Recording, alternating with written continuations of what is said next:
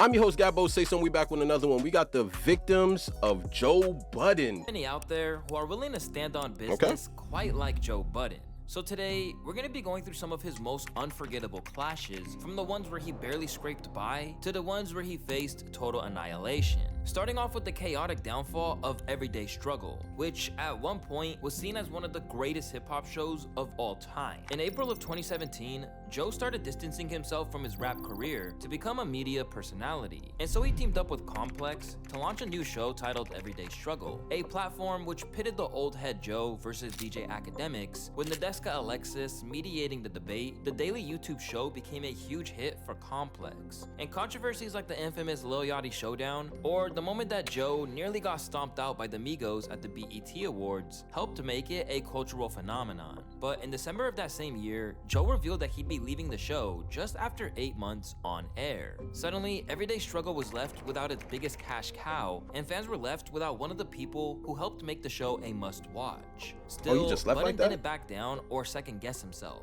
Because if there's one thing about Joe, is that once he's made up his mind that a situation no longer benefits him, he'll tear it down to the foundations.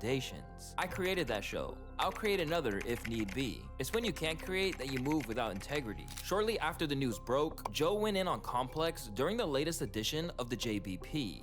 What it quickly became was the best hip-hop show ever, in my opinion. The dynamic between the three of us on that screen does not exist without everybody playing a part. I think that part from day one was disregarded and ignored by whoever it is that is running Complex. That's what I think. From there, he went on to explain how he believed he and his co-hosts were undervalued by Complex, with the trio's show being mismanaged by the higher-ups. Fast forward, Spotify calls them. They want us to talk about a Rap Caviar playlist. They want to insert topics for me to speak about Candid under the guise of it being candid for no money, or very little money. As the creator of this show, that's a problem. So Joe says, no.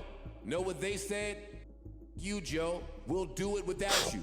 Know what Spotify said? Sorry, Complex. No, you won't. Despite Joe's departure, Complex attempted to retain the show's popularity with new co-hosts like Star and Wayno. However, they couldn't recapture the magic. And years on, it's clear that they couldn't make the commitment required to make them stick around, and as a result, they lost their most profitable show. Because as Joe explained during an off-the-record podcast with Academics, he wouldn't tolerate being given less than what he saw as his rightful piece of the pie.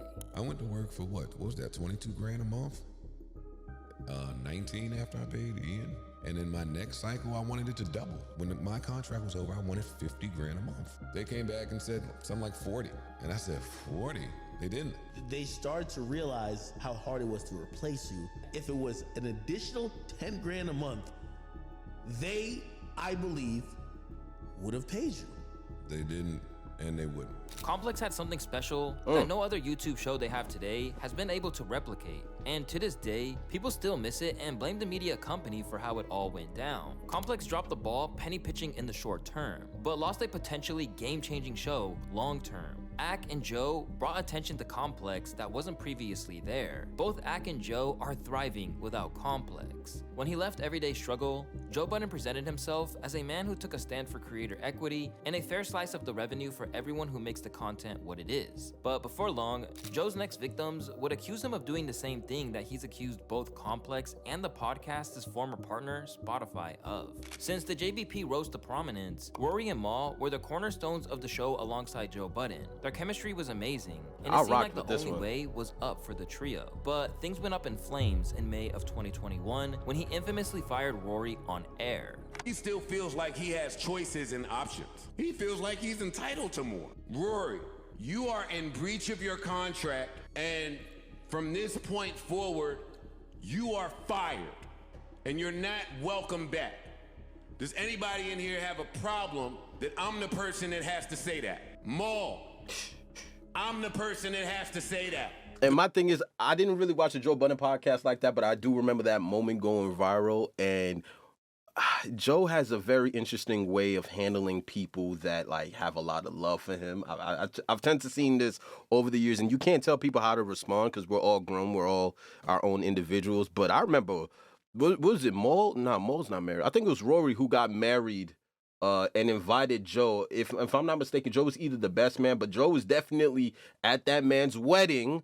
You know what I mean? When someone invites you to their wedding and you then agree to be a part of that experience, it's like, it's a different type of love, man. Like, we're not just inviting random people to watch one of the happiest days of our lives, and to then go ahead and fire this man so publicly and to embarrass him, it's just like, it was kind of vile. I'm not gonna hold you, bro. Like that, I'm like, damn, I understand this is Joe's thing and you handle shit how you want to handle it, but to make a spectacle of that when it could have been handled in privacy. Now, granted, as a content creator, we know what gets eyes, and Joe wouldn't be Joe if he didn't do things his way. So, granted, it worked for him, but damn, to do your own mans like that was kind of like, that kind of lets you know that you can't treat all friendship like it's friendship. Some of these things are just business, bro. The gall of you to think that you are observing the way that I am. We have things sorely mistaken around here. As opposed to coming from nowhere, there would be signs of what was to come, as there was constantly long-standing disputes over money. There was a point during the podcast, I think y'all thought I was trying to keep us from the bag. No, it wasn't that you was trying to keep us from the three of us was just not on the same page. I think we skipped a week. If viewers can go back, that was because the three of us were screaming at each other in the face in the parking lot of the old spot. Creators, gotta get by the creative differences. With Rory and Mal asking for accounting that they never received, it was clear that the tensions were high and sometimes seeped into the airwaves during the latter stages of their career. Sometimes you gotta fight your friends though, man. I would not. I would not. Who the f said we was friends? After they were fired, Rory and Mal regrouped, signing on with Stitcher to drop a podcast of their own. But according to them, it wasn't for a lack of Joe attempting to stop them from moving on. I'm never arguing about money, especially not with my I'm not doing that. But if every time we present some shit about accounting and you want to start arguing to them, well, audit me then, fam, I'm never taking my to court. And the first thing you say is, if y'all try to start a podcast, I'm suing the pants off of y'all. Who are you, man? Who did you just turn into? Everything that we stood for on this podcast all these years about, you know, corporate over the creatives and this, that. Like, I've seen Joe do up shit in business and music to companies and labels, but I don't care about that because they owe us anyway, so them. Never in a million years did I think you would be sitting somewhere talking crazy about me. Since then, both sides have tried their best to put the whole thing behind them. With Rory and Mal boasting 258,000 subscribers, they have carved a successful career on their own. But still, they're haunted by what happened. So when he was named among the most influential figures in hip-hop media in Complex, and they weren't, they threw some subs and referred to him as a thief. Look at the cat burglar, staring off into the next house he wants to run in. To no one's surprise, Joe clapped back on his next pod, sunning them about their business acumen and labeling them the bare minimum boys. This is not even on page 1 of the manual, because you ain't in the bookstore. Instead of critiquing people's placement on this list, we need more critiquing on why you're not on it. To everyone not on it, shut the f up. There's some steps that you have missed. Stop holding the microphone.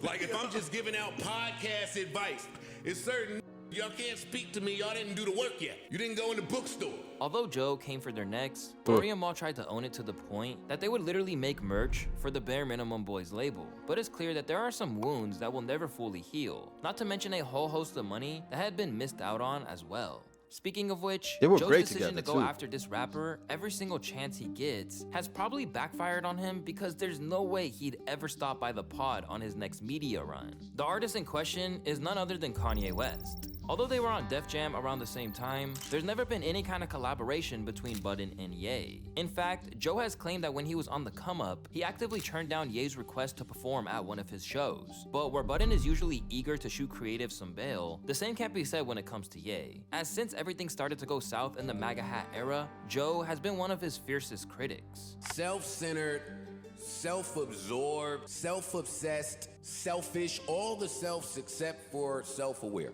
The only point that I'm making is all of his problems as of late are personal indictments against him. They're never for this greater good, this greater cause, than just speaking in fucking riddles. Although he was happy to share his appreciation for the Donda record, and even took his own fan base by surprise with that, Joe has always been happy to pounce anytime that Ye slips up. To the point that in 2022, he even claimed his relationship with Julia Fox was fake.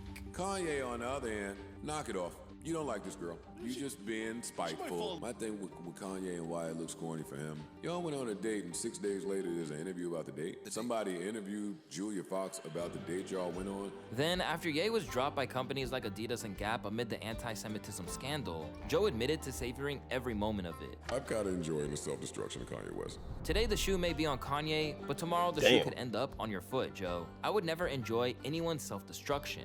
Even up to the present day, Joe has stayed critiquing Ye whenever he can, as when his new album Vultures dropped, he somehow managed to praise basically everything about it except the man behind the project. This is some bad rapping on here. I'm only talking about Kanye West. Freddie Gibbs went crazy. All the rappers I heard went crazy, except for Kanye West. He's just chanting. Despite how much he intensely scrutinized him over the years, Ye has refused to take the bait and respond to Budden. But the same can't be said for the woman often known as the queen of rap, Nicki Minaj.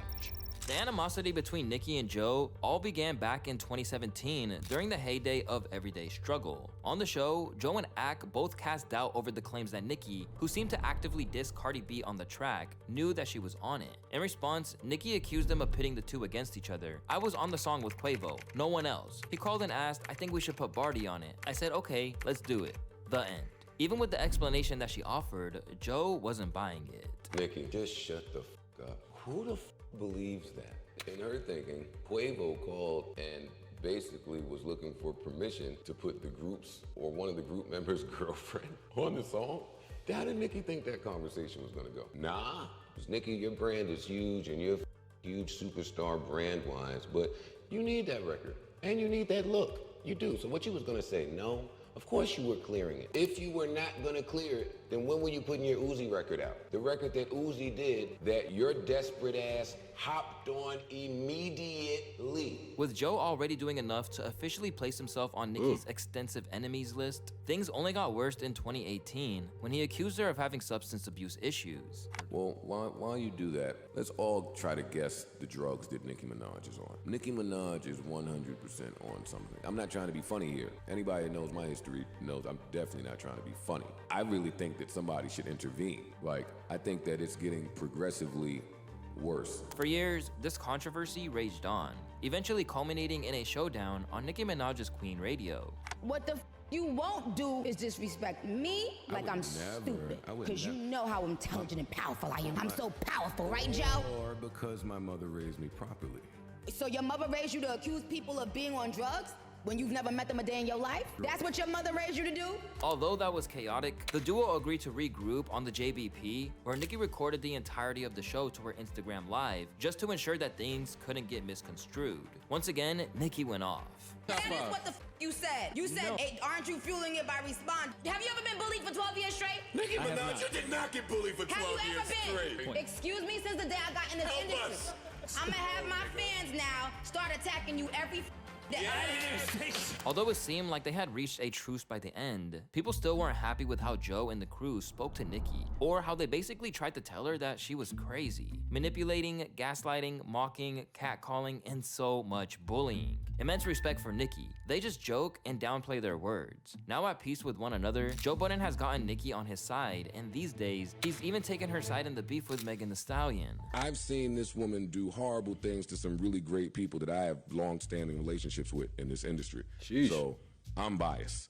Like, you can't just treat my friends and people I fuck with and people I've seen in this game for 15 years a certain way. If you guys aren't coming from the man that's treated his own friends probably even worse over the 15 years, like, yo, God forbid you do it.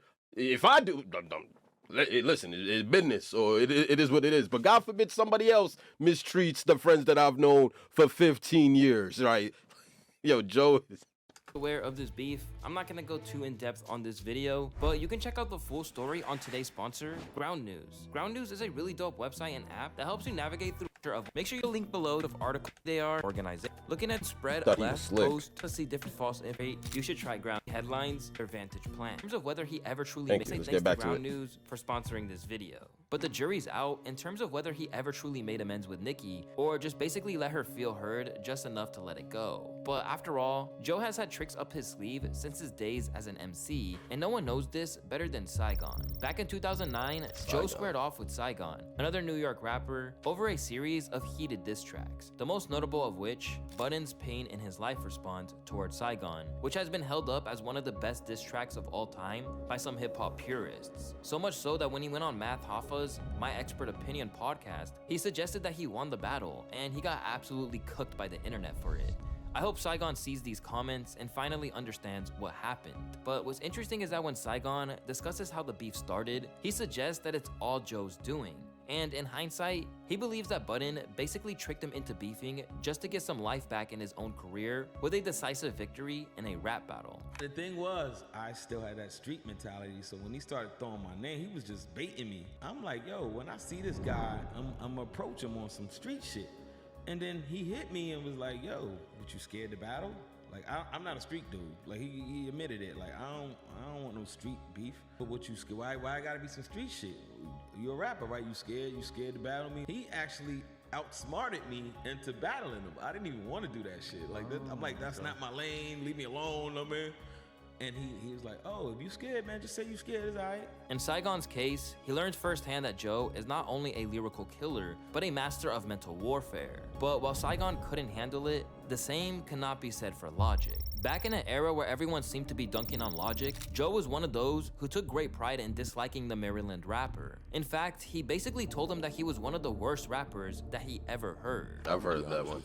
I don't know what they telling you at Def Jam. Yeah, I know man. you sold a lot of records. I know you sell out a whole bunch of tours, and I know just how successful you are. I have to be honest. You are horrible, man. Now, we all know that Logic isn't truly one of the most least talented MCs to ever grace a mic. Sure, his style might not be for everyone, but he can definitely spit. Well, unfortunately, Logic is a man who takes criticism hard, and in this sense, he might have been one of Joe's biggest victims to date. In terms of how he handled the flack he got from Joe, Logic basically said that it was a contributing factor to him retiring. I read this and my heart rate explodes, and I'm like, oh my God. And I go out and I'm at like the Garden and everyone's like rapping my lyrics and shit or whatever. And I'm like, I'm a failure. What I'm saying is, at that moment, it was the height of me caring about what other people say. It was the height of people's opinions on me bearing deep into my heart and affecting my everyday life. And after that, I was like, I can't do this anymore. Once Logic did formally announce his retirement with no pressure, Joe celebrated the occasion on the podcast. Logic, wow. You don't get to announce this. The f is he talking about? Why? Because we don't care. They're happy that he's leaving. Why you think? why you think I got the celebration song queued up, man? But on the very next show, he backtracked. Last week, I came in here feeling pretty tumultuous, fresh out of Twitter jail, unable to properly read the room, and just hating myself and life, honestly. And unfortunately, I projected some of that onto you, Lodge. And for that, I want to apologize. That was wrong of me. I should be able to think that you aren't the best rapper in the world, but celebrate your retirement. Because that is a time where somebody should be happy and look back in their career and get their shit off and be with their fans. Nobody wants to hear from this old grumpy saying you and shut up. Especially after that guy was allowed to retire peacefully. As for Logic, Joe's comments were too little too late. Because as he revealed to Peter Rosenberg, they literally put him through a depression. I've never watched Joe. I just don't, because I don't want to subject myself to that shit personally. So I didn't see the apology. I also didn't see like his review of the album or any of this. He doesn't rap anymore. The culture and this and that. This dude doesn't like me for whatever reason. He's a person who's led to some of my darkest spaces. And he can take that. Bro, your words make people want to kill themselves, right? Still, all of this time later, and even with Logic explaining the effect this had on him, Joe still can't help himself. So after Logic returned, Joe routinely clowned him and asked the artist to go back into retirement. Logic, I hate to continue to make a career at your expense. I don't hate it, actually. I'm glad that I have a little list to you that I get to. That's horrible to say. One day I'm gonna grow up. Logic, I beg of you, I'm pleading with you. Please join me in retirement. Never step near a recording device again. Throw your phone in the ocean. Be allergic to microphones. Promise your fans nothing. Don't go to the studio ever again. You are the worst, yo. You are really, really bad. Joe is still giving Logic a really hard time today. And recently, Joe Budden slammed Logic's emotional interview with his father, saying that he wanted to smack him. I wanted to smack Logic for talking to his dad. Yeah, that was crazy right there. And I cut it off. It was much longer than that. Where Logic became one of Joe's verbal punching bags because he didn't respect him as a rapper, it turns out that letting Joe down can get you clowned just as hard. And this was something Jay Electronica found out firsthand. In March of 2020, Jay Electronica finally dropped his debut album, but it wasn't the album that people had waited over 10 years for, as it had a feature from Jay-Z on every track. As it dropped, people were shocked that Hove brought his A-game to the point that he overshadowed the near mythical pen game of Electronica. And as for who was leading that charge, it was none other than Joe Budden himself. I feel like he got outperformed. As a rapper, I'm telling you, he got smacked around. There's mad distance between those two people, between that Exhibit C performance. Okay, gotcha. And pick any performance on this project. I don't think that Jay Electronica has very much to say. That's what I left this album feeling like. I hate this album. What y'all talking about? Fresh from listening to Joe tear his work apart, Jay Elect hopped on Twitter to act like he was unfazed. "I never heard your albums, bro," he said. "May Allah bless your career as a journalist." As it turns out, Joe can be just as passive-aggressive and hit back even more savagely. "I took you off yours, and it's a Hove mixtape now. Peace be unto you as well, King." To make this L even more solidified for Jay Elect, it was later revealed that even though he acted like he wasn't really familiar with his catalog, the mysterious MC was once a fan of Joe's and even complimented him after he caught one of his live shows. "Which exhibit is this?" said one user. As an MC because he ain't on no pretension. He's honest about his life. That's what he's giving you. After schooling Jay Elect when it came to the art of war, it's often the case that Joe is just too well versed in beefing. But what happens when Budden meets someone who can match him when it comes to capacity for insults and influence in hip-hop? This, until recently at least, has been the case when it comes to his on and off beef with Charlemagne the God. Although they've occasionally linked up to collaborate on content, the two most loudmouthed individuals in hip-hop have been at odds for years. In terms of when things really heated up between them, it can be traced to when Joe Budden had dissed Meek Mill for seemingly changing for his then girlfriend, Nicki Minaj. Soon, Charlemagne awarded him with Donkey of the Day and pointed to the domestic abuse allegations that he had been hit with over the years to put him on blast. Scumbag Joe Budden. No wonder you hate seeing Meek treat Nicki Minaj good. Joe Budden, you gotta shut the F up forever, okay? The one thing you should not be commenting on ever is how somebody treats their woman in a relationship. What disgusts me is how disgusted you sound about a man treating a woman nice. You got all this turmoil consistently in all your relationships. Aired out for his past indiscretions, Charlemagne refused to back down. So when Joe finally got to appear on The Breakfast Club again when promoting his final album, he called the radio host out for what he saw as unfair treatment. Charlemagne went real hard on that whole mix. He went like extra hard.